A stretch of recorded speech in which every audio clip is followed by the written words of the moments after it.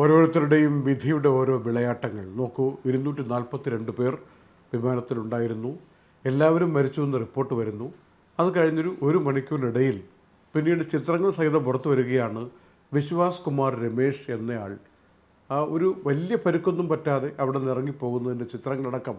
അങ്ങനെ ഒരേ ഒരാൾ ഈ അഹമ്മദാബാദ് UK വിമാനം അപകടത്തിൽപ്പെട്ടപ്പോൾ രക്ഷപ്പെട്ട ഒരേ ഒരാൾ നമ്മുടെ മുന്നിലേക്ക് വന്നിരിക്കുകയാണ്. അദ്ദേഹം ആത്മവിശ്വാസത്തോടുകൂടി ഇറങ്ങി നടന്നു പോകുന്ന ചിത്രമാണ് നമ്മൾ കാണുന്നത്. 11A എന്ന സീറ്റ് നമ്പർ, എക്സിറ്റ്, നമ്മളൊരു എമർജൻസി എക്സിറ്റ് ഉണ്ടാവുമല്ലോ, അതിൽ ഏറ്റവും വിൻഡോ സീറ്റിൽ ഇരുന്നയാളാണ്. പെട്ടെന്ന് അദ്ദേഹത്തിന് അവിടെ നിന്ന് ചാടി രക്ഷപ്പെടാൻ പറ്റി എന്നുള്ളതാണ്. ചെറിയൊരു മുടന്ത് പോലെ നമുക്ക് തോന്നാം നടന്നു പോകുമ്പോൾ, അത്രേ അദ്ദേഹത്തിന് സംഭവിച്ചിട്ടുള്ളൂ. ഏതായാലും മുൻ മുഖ്യമന്ത്രി വിജയ് രൂപാനി അടക്കം 241 പേരും മരിച്ചു എന്നാണ് അഹമ്മദാബാദ് പോലീസ് പിന്നീട് സ്ഥിരീകരിച്ചിരിക്കുന്നത്. ഇപ്പോൾ മരിച്ചവരുടെ കുടുംബത്തിന് 1 കോടി രൂപ വീതം കൊടുക്കാമെന്ന് ടാറ്റ ഗ്രൂപ്പ്, എയർ ഇന്ത്യയെ നയിക്കുന്ന ടാറ്റ ഗ്രൂപ്പ് അറിയിച്ചിട്ടുണ്ട്. മാത്രമല്ല, ഈ വിമാനം പോയി വീണ കെട്ടിടം ഹോസ്റ്റൽ കെട്ടിടമാണ് MBBS കോളേജിൻ്റെ. അത് പുനർനിർമ്മിച്ചു കൊടുക്കാൻ വേണ്ട സഹായം കൊടുക്കാമെന്നും ടാറ്റ അറിയിച്ചിരിക്കുകയാണ്. അപകടങ്ങളുമായി ബന്ധപ്പെട്ട് പ്രത്യേകിച്ച് ഇന്ന് നടന്നത് ഏത് സാഹചര്യത്തിലാണ്, എപ്പോഴാണ് ഈ വിമാനത്തിന് പറക്കാൻ പറ്റിയ ഒരു ത്രസ്റ്റ് ഇല്ലാതെ പോയത്, അത് എപ്പോൾ കണ്ടുപിടിക്കപ്പെട്ടതാകാം.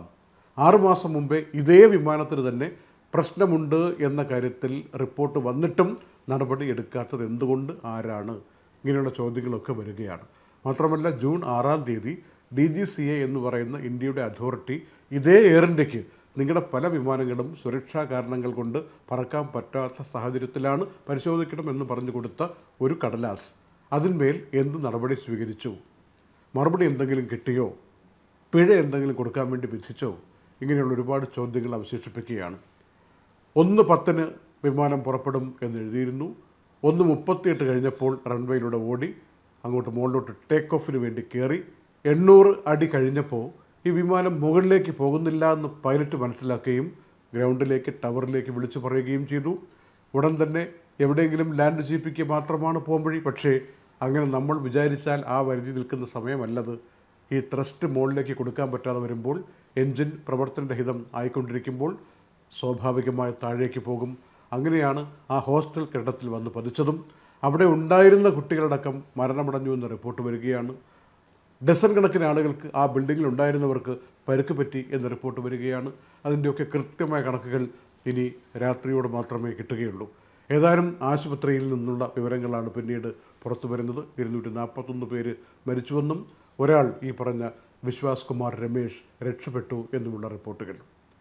2010 ഒരു 15 വർഷം മുമ്പ് മെയ് മാസത്തിൽ നമുക്ക് മംഗലാപുരം വിമാനത്താവളത്തിലെ ദുരന്തം ഓർമ്മയിലേക്ക് വരുമ്പോൾ അതിൽ 166 യാത്രക്കാർ, ക്രൂവും യാത്രക്കാരും ഒക്കെ ആയിട്ടുണ്ടായിരുന്നതിൽ 158 പേരും മരിക്കുകയും 8 പേർ രക്ഷപ്പെടുകയും ചെയ്ത സംഭവം ഉണ്ടായിട്ടുണ്ട്. വിമാനം പകുതി വെച്ചിട്ട് ബ്രേക്കായി മാറുന്ന സാഹചര്യത്തിൽ മധ്യഭാഗത്തുണ്ടായിരുന്ന ചില ആളുകളാണ് ആ ബ്രേക്കായ സ്ഥലത്ത് കൂടി പുറത്തേക്ക് ചാടുകയോ എടുത്തെറിയപ്പെടുകയോ ചെയ്തത്. അങ്ങനെ അല്പസ്വല്പം പരുക്കുകളുമായിട്ട് രക്ഷപ്പെട്ട ആളുകളുണ്ട്, 8 പേർ.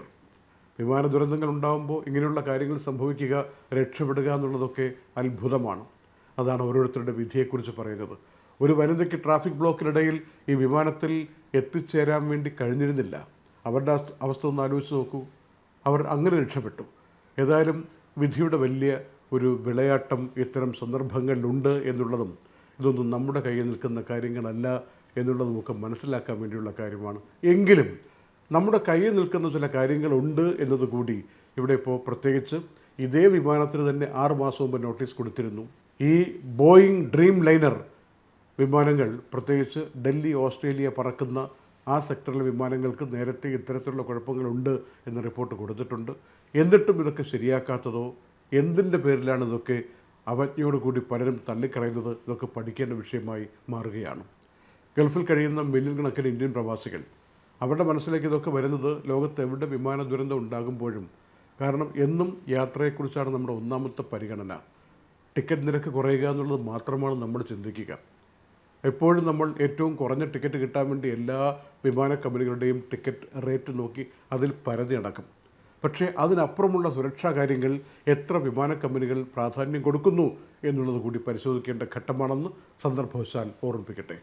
ഇന്നലെ വാദി ഹന്ന മുതൽ ദിബ്ബ ഫുജേറ വരെയുള്ള ആ റോഡിൽ 20 വാഹനങ്ങളാണ് കൂട്ടിയിടിച്ചത്. 10ഓളം ആളുകൾക്ക് പരിക്ക് പറ്റി. പരിക്കുകളൊന്നും വലിയ ഗുരുതരമല്ല. എങ്കിലും ഒരു വാഹനം പോയി വേറൊരു വാഹനത്തിൽ ഇടിച്ച് തുടങ്ങിയാൽ ചില ഹൈവേകളിലൊക്കെ പിന്നെ പരമ്പരയായിരിക്കും. അതിൻ്റെ പിന്നാലെ വരുന്നവർ, നിയമങ്ങൾ നോക്കാതെ വരുന്നവർ, അകലം പാലിക്കാതെ വരുന്നവർ, പെട്ടെന്ന് ലൈൻ ചേഞ്ച് ചെയ്യുന്നവർ, പെട്ടെന്ന് സഡൻ ബ്രേക്ക് കൊടുക്കുന്നവർ, ഇവരെല്ലാവരും ചേർന്ന് ഒരുപാട് വാഹനങ്ങളുടെ കൂട്ട ഇടിയായിട്ട് മാറുന്ന സന്ദർഭങ്ങൾ പലയിടങ്ങളിലുമുണ്ട്. യാത്രക്കാർ ശ്രദ്ധിക്കണം. കഴിഞ്ഞ വർഷത്തെ അപേക്ഷിച്ച് ഇത്തവണ ഈ ട്രക്കുകളൊക്കെ പോകുമ്പോൾ അതിനെ ചുറ്റിപ്പറ്റി ഉണ്ടാകാൻ സാധ്യതയുള്ള അപകടങ്ങളും മരണങ്ങളും അതൊക്കെ 2025 കുറവാണെന്ന് പറയുന്നുണ്ട്. എങ്കിലും 6 പേർ മരിച്ചു എന്നാണ് റിപ്പോർട്ട്. അതിപ്പോൾ ഈ ജനുവരി മുതൽ ഈ മെയ് മാസത്തിൻ്റെ അവസാനം വരെയുള്ള കണക്കാണ് ഈ പറയുന്നത്. അത്തരത്തിലുള്ള മരണങ്ങൾ, ദുരന്തങ്ങൾ, അപകടങ്ങൾ ഉണ്ടാവാതിരിക്കാൻ റോഡിൽ ഓരോരുത്തരും അതീവ ശ്രദ്ധയും ജാഗ്രതയും പാലിക്കണം എന്നത് പോലീസ് കേന്ദ്രങ്ങൾ വീണ്ടും വീണ്ടും പറഞ്ഞുകൊണ്ടിരിക്കുന്ന കാര്യമാണ്. UAE താമസക്കാർ ഏത് രാജ്യക്കാരാവട്ടെ, അവർ അർമേനിയയിലേക്ക് പോകുമ്പോൾ ജൂലൈ 1 മുതൽ അവർക്ക് വിസ രഹിത എൻട്രി ഉറപ്പാക്കുന്ന കാര്യത്തിൽ ധാരണയായിട്ടുണ്ട്. അപ്പോൾ ഇത്രയും കാലം അങ്ങനെ ആയിരുന്നില്ലേ എന്ന് ചോദിക്കുന്നവരുണ്ട്.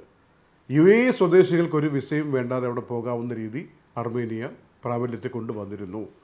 UAE കഴിയുന്ന പ്രവാസികളായ നമുക്കൊക്കെ പോകണമെങ്കിൽ ഒന്നുകിൽ നേരത്തെ കൂട്ടി ഈ വിസ നമ്മൾ അപ്ലൈ ചെയ്തിട്ട് എടുക്കണം, അല്ലെങ്കിൽ വിസ ഓൺ അറൈവൽ അവിടെ പോയിട്ട് ഒരു അരമണിക്കൂറൊക്കെ ചുറ്റിക്കറങ്ങി നിന്ന് നമുക്കൊരു വിസ അടിച്ചു തരുന്ന രീതി. ഇത് രണ്ടും അല്ലാതെ കണ്ട് പുതിയ രീതിയാണ് വിസയെ വേണ്ട, 6 മാസം പാസ്പോർട്ട് വാലിഡിറ്റി ഉണ്ടായാൽ മതി, നമ്മൾ ആ പാസ്പോർട്ടുമായിട്ട് ഇവിടുത്തെ റെസിഡൻസ് വിസ 3 മാസത്തിനപ്പുറം ഉണ്ടായിരിക്കണം എന്ന് നിയമവും പാലിച്ചു പോയാൽ അവിടെ ചെന്നിട്ട് നമുക്ക് വിസ എടുക്കാതെ തന്നെ പുറത്തിറങ്ങി പോകാൻ പറ്റുന്ന ഒരു സംവിധാനം ജൂലൈ 1 മുതൽ പ്രാബല്യത്തിൽ വരികയാണ് അർമേനിയയിൽ.